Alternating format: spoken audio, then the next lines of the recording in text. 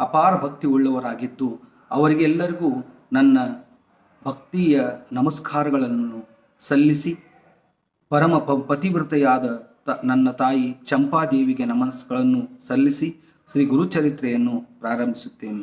ಗುರುಗಳಾದ ನರಸಿಂಹ ಸರಸ್ವತಿ ಯತಿಗಳು ಹೆಸರು ನನ್ನದಾಗಿರುತ್ತದೆ. ಅರ್ಥಾತ್ ನನ್ನ ಹೆಸರು ಸರಸ್ವತಿ ಎಂದು ಇರುವ ಪ್ರಯುಕ್ತ ನಾನು ನನ್ನ ಹೆಸರನ್ನು ನಾಮಧಾರಕ ಎಂದು ಸೂಚ್ಯಂಕವಾಗಿ ಇಟ್ಟು ಈ ಪವಿತ್ರ ಕಥಾನಕವನ್ನು ಆರಂಭಿಸುತ್ತೇನೆ.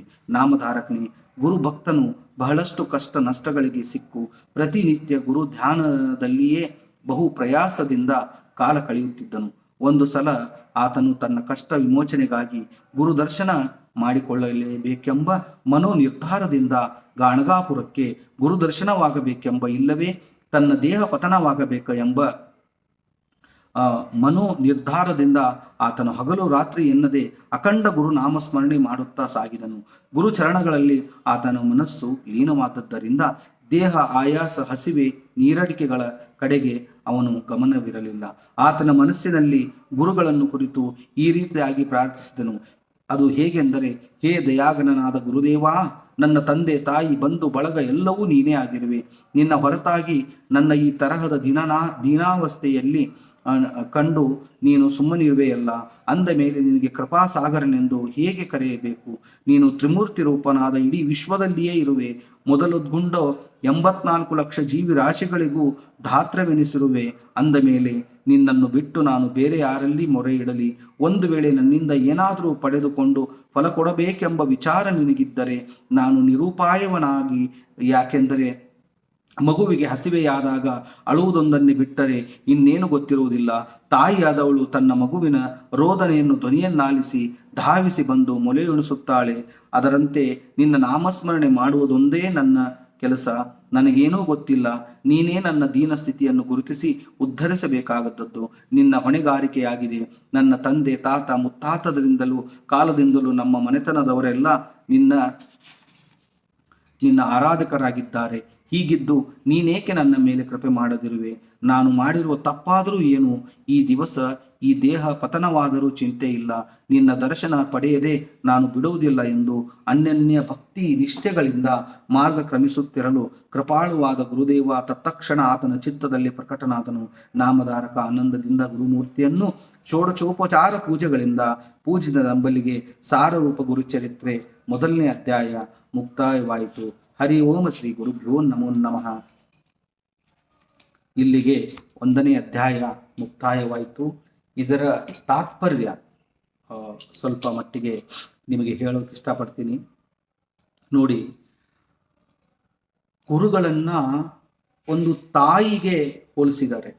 ಅಂದರೆ ಮಗು ಚಿಕ್ಕವರಿದ್ದಾಗ ಹೊಟ್ಟೆ ಹಸಿತು ಅಂತ ಅದಕ್ಕೆ ಹೇಳಕ್ ಬರಲ್ಲ, ಅಳಬಹುದು. ಆ ಅಳುವನ್ನ ಕಂಡು ತಾಯಿ ನನ್ನ ಮಗುವಿಗೆ ಹೊಟ್ಟೆ ಹಸಿತಾ ಇದೆ ಅಥವಾ ಏನೋ ಒಂದು ನೋವಾಗ್ತಾ ಇದೆ, ಅದಕ್ಕೆ ಸಮಾಧಾನ ಪಡಿಸ್ಬೇಕು, ಅದಕ್ಕೆ ನಾನು ಹಾಲು ಉಣಿಸ್ಬೇಕು ಅನ್ನೋ ಒಂದು ಭಾವನೆಯಿಂದ ಆ ತಾಯಿ ಓಡಿ ಬಂದು ಆ ಮಗುವಿಗೆ ಹಾಲನ್ನು ಕೊಡ್ತಾಳೆ. ಮತ್ತೆ ತತ್ತ ಮಟ್ಟಿಗೆ ಹೊಟ್ಟೆ ನೋವು ಇರ್ಬೋದು, ಮತ್ತೊಂದಿರ್ಬೋದು, ಏನೇ ಇದ್ದರೂ ಕೂಡ ಆ ಒಂದು ಭಾಷೆಯನ್ನ ತಾನು ಅರ್ಥ ಮಾಡಿಕೊಂಡು ಮಗುವಿಗೆ ಏನು ಕೊಟ್ರೆ ಅದು ಸಮಾಧಾನವಾಗಿರುತ್ತೆ, ಚೆನ್ನಾಗಿರುತ್ತೆ, ಒಳ್ಳೆಯ ಹೆಲ್ತಿಯಾಗಿ ಬೆಳೆಯುತ್ತೆ ಅನ್ನೋದನ್ನ ಅರ್ಥ ಮಾಡಿಕೊಂಡು ಆ ತಾಯಿ ಅದನ್ನ ಆ ಮಗುವಿಗೆ ಕರುಣಿಸ್ತಾಳೆ. ಅದೇ ರೀತಿ ದತ್ತಾತ್ರೇಯ ಮಹಾರಾಜರು ಒಂದು ತಾಯಿಗೆ ಸ್ವರೂಪ ಅಂತ ಗುರುಚರಿತ್ರೆಯಲ್ಲಿ ವರ್ಣನೆ ಮಾಡಿದ್ದಾರೆ. ಇದರ ಅರ್ಥ ಒಂದೇ. ನಾವು ಏನೇ ಬೇಕು ಅಂತ ದತ್ತ ಮಹಾರಾಜರ ಹತ್ರ ನಾವೊಂದು ಸಂಕಲ್ಪ ಇಟ್ಕೊಂಡಿರ್ತೇವೋ, ಮತ್ತೊಂದು ಸೇವೆ ಮಾಡಿರ್ತೇವೋ, ಮತ್ತೊಂದು ಭಯಂಕರವಾಗಿರ್ತಕ್ಕಂಥ ದತ್ತನ ಸೇವೆ ಮಾಡಿರ್ತೇವೋ, ಆದರೆ ದತ್ತ ಮಹಾರಾಜರು ನಮಗೇನು ಕೊಡಬೇಕು, ಯಾವ ಕ್ಷಣಕ್ಕೆ ಕೊಡಬೇಕು, ಯಾವ ಸಮಯದಲ್ಲಿ ಕೊಡಬೇಕು, ಏನು ಕೊಡಬೇಕು, ಯಾರನ್ನ ಇವನಿಗೆ ಕರೆದುಕೊಂಡು ಹೋಗಿ ಇವನನ್ನ ಬಿಡಬೇಕು, ಯಾರನ್ನ ಇವರ ಹತ್ರ ನಾವು ಸಮ್ಮಿಲನ ಮಾಡಿಸಿ ದತ್ತನ ಸೇವೆಯಲ್ಲಿ ಮುಂದೆ ಒರೆಸ್ಕೊಂಡು ಹೋಗ್ಬೇಕು ಅನ್ನೋದು ಅದು ಮಹಾರಾಜರಿಗೆ ಗೊತ್ತಿರುತ್ತೆ.